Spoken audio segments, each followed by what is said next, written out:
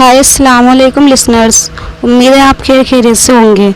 आज मैं आपके लिए लाई हूँ नोवेल का बिल्कुल न्यू एपिसोड। लेकिन शुरू करने से पहले मैं आपसे कहना चाहती हूँ कि प्लीज़ मेरे चैनल को सब्सक्राइब करें एंड बेल आइकन को प्रेस करें एंड लाइक एंड शेयर ज़रूर करें, ताकि मुझे फीडबैक मिले कि आपको मेरी ऑडियो बुक पसंद आ रही है, ताकि मैं आपके लिए और अच्छा कंटेंट लाने की कोशिश कर सकूं। जब आप लाइक करते हैं तो एक हौसला मिल जाता है कि हाँ, मुझे आगे भी कंटेंट बनाना चाहिए। इसलिए please like share and comment ज़रूर करें। Thank you. चलिए शुरू करते हैं। बिलाशुबा शानदार था, लेकिन फर्नीचर के अलावा वहाँ मरम्मत के काफ़ी इश्यूज थे। मुझे ये तो नहीं पता कि शहर की एडमिनिस्ट्रेशन के लिए मैं क्या कर सकता हूँ, लेकिन मुझे ज़रूर पता है कि उस शहर में हेपेटाइटिस सी का वायरस फैला हुआ है। तो इसी वजह से डीसी हाउस के इस किचन में पका हुआ खाना खाकर जाने वाले गेस्ट होंगे। शेरबानो ने किचन से निकलते हुए अपने अकब में शेरदिल को कहते सुना। उसके चेहरे पर मुस्कुराहट आई। वो शेरदिल की इन टंग और इन चेक्स रिमार्क्स किसकी आदि थी।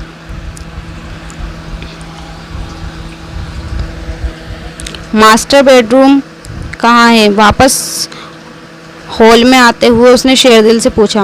ऊपर उसने सीढ़ी की तरफ इशारा किया। शेरबानो हैरान हुई। वो पहला सरकारी घर था जिसका मास्टर बेडरूम ऊपर था। नीचे क्या बेडरूम ही नहीं है? उसने शेरदिल से पूछा। 3 बेडरूम है नीचे, लेकिन मास्टर बेडरूम ऊपर है। वो एक बार फिर मिसाल को गोद में लिए हुए कह रहा था। मास्टर बेडरूम एक वसी और अरीज कमरा था, लेकिन शेरबानो को उसकी हालत देखकर हैरत हुई। वाज़े तौर पर वो बहुत अरसे से ज़ेर इस्तेमाल नहीं था। फर्श, दीवारें, खिड़कियाँ, दरवाजे, हर चीज़ बदतर हालत में थी या कोई इस्तेमाल नहीं कर रहा था। शेरबानो ने जैसे कुछ हैरानी से कमरे में घूमते हुए शेरदिल से पूछा। कमरे में बराए नाम फर्नीचर था, और वो भी खस्ता हालत में। नहीं बुरहान साहब, सिर्फ नीचे का फ्लोर ही इस्तेमाल कर रहे हैं। वहीं का एक बेडरूम मास्टर बेडरूम के तौर पर उनके इस्तेमाल में था। शेरदिल ने उसे बताया। ये मास्टर बेडरूम तो बहुत अरसे से कोई भी डीसी साहब इस्तेमाल नहीं कर रहे हैं, बंद ही रहता है। ये सब लोग नीचे ही रहते हैं। पीए ने शेरदिल की बात में इजाफा किया। नीचे वाले कमरे क्या ज़्यादा अच्छे हैं? शेरबानो ने खिड़की से बाहर झांकते हुए पूछा। वहाँ से वो आसपास फैले वसी वो अरीज लॉन और लॉन से दूर सड़क तक देख सकती थी। व्यूज़ ज़बरदस्त था। नहीं मैडम, वो ज़्यादा अच्छे तो नहीं है, लेकिन शुरू से वही इस्तेमाल होते आ रहे हैं। वहाँ सारी सहूलियत हैं। उस कमरे के बाथरूम में अभी भी पुराने फिक्सचर्स ही हैं।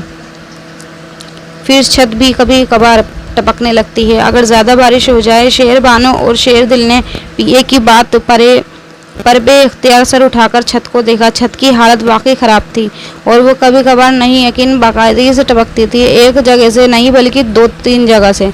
और भी कुछ वजूहात हैं जिनकी वजह से ये कमरा इस्तेमाल नहीं होता। पीए ने उसे बात जारी रखते हुए आखिरी जुमला कुछ हिचकिचाकर कहा। शेरदिल ने चौंक कर उसे देखा। और क्या वजूहात है? पीए चंद लम्हे जैसे कुछ तामुल करता रहा, फिर उसने कहा, इस कमरे में कुछ असरात हैं। शेरदिल और शेरबानो बेक वक्त उसकी तरफ मुतवज्जो हुए। कैसे असरात? शेरदिल ने माथे पर चंद बलों के साथ देखा। आपका मतलब है जिन भूत? उसने पीए जवाब से पहले ही कहा। पीए ने सर हिलाया। शेरदिल और शेरबानो ने बेख्तियार एक दूसरे को देखा। मुझे तो पहले ही नहीं बताया तुमने ये? शेरदिल ने कुछ तजस्सुस के आलम में कहा। मैंने सोचा आपको पता ही होगा, पीए ने कहा। शेरबानो जैसे सरनो उसको कमरे का जायज़ा ले रही थी। मुझे कुछ कैसे पता हो सकता है? और क्या बैकग्राउंड है इन जिन साहबान का? तंग करते हैं या सिर्फ रिहाइश पजीर हैं? शेरदिल भी अब उस कमरे को एक ही नज़र से देख रहा था। जिन नहीं है वो? पीए कुछ हिचकिचाए। शेरदिल और शेरबानो ने एक बार फिर उसे देखा। वो बोने हैं। पीए ने बात मुकम्मल की। बोने? शेरबानो ने शेरदिल को देखा। शेरबानो ने शेरदिल को देखा। ड्वार्फ्स, उसने जवाब दिया और हंसा। इंटरेस्टिंग। वो जैसे उस इंकिशाफ से लुत्फ अंदोज हुआ था। तो बोने हैं उस कमरे में? अब वो मुस्कुराती हुई नज़रों से कमरे का जायज़ा ले रहा था। पीए ज़्यादा संजीदा हुआ। उसकी हंसी पर उसे लगा शेरदिल को उसकी बात पर यकीन नहीं आया। कितने बोने साहब हैं यहाँ? शेरदिल ने कुछ दिलचस्पी लेते हुए कहा। ये मुझे नहीं पता कितने बोने हैं यहाँ, पीए ने वहाँ खड़े घर के एक मुलाजिम से पूछा। ठीक से तो नहीं पता, लेकिन कहते हैं 4-5। मुलाजिम ने उस अचानक आने वाले सवाल पर कुछ गड़बड़ाकर जवाब दिया। और कब से यहाँ? शेरदिल ने अब बराह रास्त उस मुलाजिम से सवाल जवाब शुरू कर दिए। ये भी ठीक से नहीं पता सर जी, कहते हैं हमेशा से हैं। अख्तर शेरदिल के बराह रास्त सवाल से कुछ और गड़बड़ाया था। हमेशा से कब से? जब से घर बना है। शेरदिल ने बेसाख्ता मुस्कुराकर शेरबानो को देखा। वो नहीं मुस्कुराई और वो कुछ मुतवहिश थी। वो बहमी नहीं थी, लेकिन वो बहरहाल उन चीज़ों पर यकीन रखती थी जिन भूतों का तो मैंने सुना है, लेकिन ये बोनों के बारे में पहली बार सुन रही हूँ। तुम्हारा कोई एक्सपीरियंस या इंफॉर्मेशन है? शेरबानो ने शेरदिल के सवाल को मुकम्मल तौर पर नज़रअंदाज किया। वो जानती थी वो सवाल नहीं था, वो उसे छेड़ रहा था। उसे हॉरर स्टोरीज पढ़ने का शौक़ था और ख़ास तौर पर सुपरनेचुरल चीज़ों के हवाले से। तंग करते हैं? शेरदिल ने दोबारा अख्तर से पूछा। जी कभी कभी। मसलन क्या करते हैं? शेरदिल ने मज़ीद दिलचस्पी ली। चीज़ें छिपा देते हैं, आवाज़ें देते हैं, इसी तरह का काम करते हैं। अख्तर कुछ हिचकिचा रहा था। उस कमरे में खड़े होकर बोनों के बारे में बात करते हुए वो जैसे कुछ परेशान था। आवाज़ें देते हैं? अच्छा। शेरदिल को मज़ीद तजस्सुस हुआ। किसी ने देखा है उन्हें? बहुत दफ़ा। अख्तर ने बेसाख्ता कहा। किसने? शेरदिल संजीदा हुआ। घर में जो मुलाजिम है उन्होंने देखा है कई बार। बस इस कमरे में रहते हैं? शेरदिल अब जैसे तफ्तीश के मूड में था। नहीं, सिर्फ उस कमरे तक नहीं रहते, घर में घूमते फिरते हैं, ख़ास तौर पर किचन में।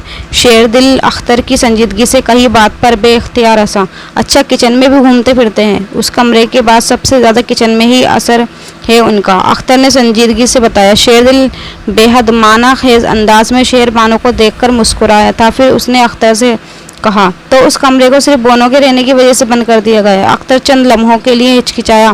फिर उसने कहा, इस कमरे में कुछ और भी मसला है। उसने बिलाखिर कहा, अच्छा अभी कुछ और बाकी है, फरमाएं और क्या मसला है इस कमरे में? शेरदिल ने एक गहरी सांस ली। उसे उन तमाम बातों में से किसी एक बात पर यकीन नहीं आया था, लेकिन फ़िलहाल वो उन मुलाजिमीन के साथ बहस के मूड में नहीं था, ख़ास तौर पर शेरबानो के सामने। वो अंग्रेज़ों के सामने में किसी डिप्टी कमिश्नर को उसकी बीवी ने कत्ल किया था यहाँ। शेरबानो को जैसे करंट लगा। शेरदिल ने अपने सवाल पर अब पछताया। तजस्सुस यकीन इंतहाई मुज़र चीज़ साबित हुई थी। इसलिए अब अगर शेरबानो उस घर में रहने से इनकार कर देती तो ये बिल्कुल समझदारी की बात समझी जाती।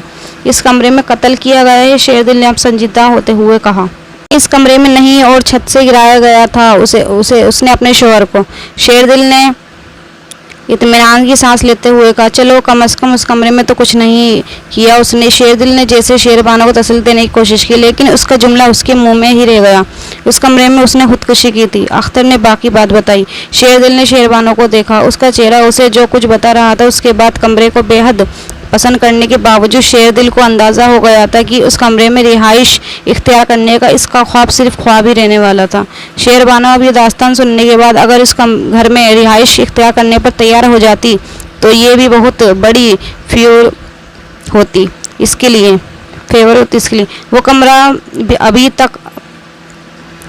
वो कमरा भी अब तक उससे पहले वहां आने वाले किसी भी डीसी ने क्यों इस्तेमाल करने की कोशिश नहीं की थी, अब वो जान गया था। और कत्ल क्यों किया था, अब ये भी बताएं अख्तर साहब। शेरदिल ने कुछ इस्तेहाज़ी अंदाज में कहा। वो हफ्ता पहले उस घर का एक सरसरी जायज़ा लेने के लिए यहाँ होकर गया था, और ये मास्टर बेडरूम उसने तब भी देखा था जब उसने इतनी लंबी चौड़ी तफसीलात बताने की कोशिश नहीं की थी। उस अफसर का किसी औरत के साथ चक्कर था। उसकी बीवी ने दोनों को देख लिया था। फिर उसके बाद ही उसने अपने शौहर को कत्ल किया, अख्तर ने संजीदगी से कहा। इस कहानी से ये सबक हासिल होता है कि अगर कोई चक्कर हो तो कम से कम बीवी के हाथों पकड़ने नहीं जाना चाहिए। बुरा अफसर था जो पकड़ा गया। अच्छा अफसर होता तो कभी पकड़ा न जाता, लेकिन वो उस सज़ा का मुस्तहिक था। शेरदिल ने बेहद संजीदगी से इस बार अंग्रेज़ी में तबसरा किया था, जो सिर्फ शेरबानो सुन और समझ सकी, लेकिन वो बिल्कुल महसूस नहीं हुई थी। उस औरत का क्या हुआ? शेरदिल ने कमरे से निकलते हुए पूछा। उसने खुदकुशी कर ली, अख्तर पीछे आते हुए बोला। नहीं, मैं उस औरत का पूछ रहा हूँ जिसके सामने उसने शोहर को पकड़ा था। शेरदिल ने कहा। पता नहीं सर, उसका मुझे नहीं पता। अख्तर गड़बड़ाया। मुझे बस इतना ही कहानी आती है।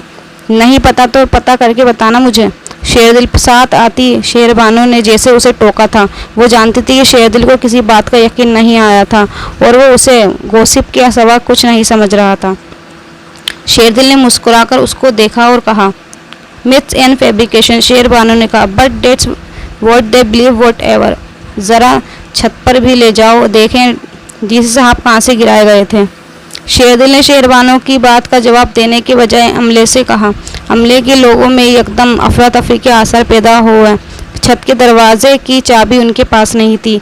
उन्हें तवक्को नहीं थी कि ये सब कुछ सुनने के बाद भी मिस्टर और मिसेस डीसी छत पर जाने की ख्वाहिश का इजहार करेंगे या दूसरे लफ्ज़ों में उसकी हिम्मत कर पाएंगे।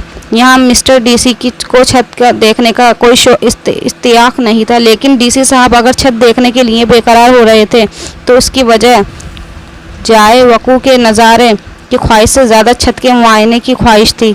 अगर ऊपर वाली मंजिल की छत पिछले कई सालों से इसलिए टपक रही थी क्योंकि वहाँ कोई रिहाइश पजीर नहीं था, तो 150 साल पुरानी छत की यकीन से मरम्मत भी नहीं की जा रही होगी और ज़्यादा महदूश हो जाने पर वो हेवी छत पूरे मानसून में ज़मीन बोझ भी हो सकती थी।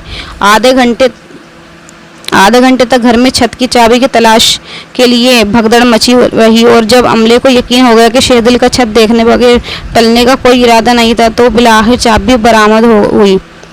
शेरदिल उस दौरान बड़े इत्मीनान से दो कुर्सियां मंगवाकर शेरबानो के साथ मास्टर बेडरूम में बैठे अपने पीए के साथ मिलकर टाइल्स की कैटलॉग देखता रहा। शेरबानो बुरी तरह बेजार बैठी रही, लेकिन उसने शेरदिल को वहाँ से चलने के लिए नहीं कहा था। उसका फ़ायदा भी नहीं था, शेरदिल वहाँ से जाने वाला नहीं था। शादी के शुरू के दिनों में ही उसे अंदाज़ा हो गया था कि शेरदिल अपने प्रोफेशनल मामलात में उसकी राय को ना ही अहमियत देता था और ना ही पसंद करता था।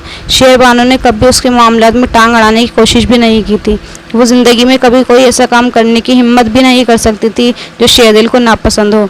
वो उससे डरती नहीं थी, वो सिर्फ पागलपन की हद तक उसके इश्क में मुब्तला थी।